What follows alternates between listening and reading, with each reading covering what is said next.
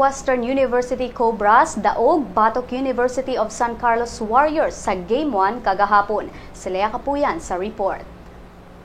Nidaog ang Southwestern University Cobras batok sa University of San Carlos Warriors 59-55 sa Game 1 sa Best of 5 Championship Series sa 2014 CISAFI College Basketball title sa Cebu Coliseum kagabi.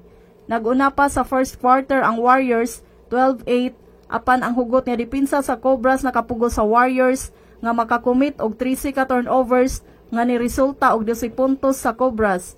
Sa second quarter, si Giovanni Luz ning pabuto og 10 points, apil na niini ang tulo ka sunod-sunod nga 3-point shots alang sa 29-23 nga lead paghuman sa first half.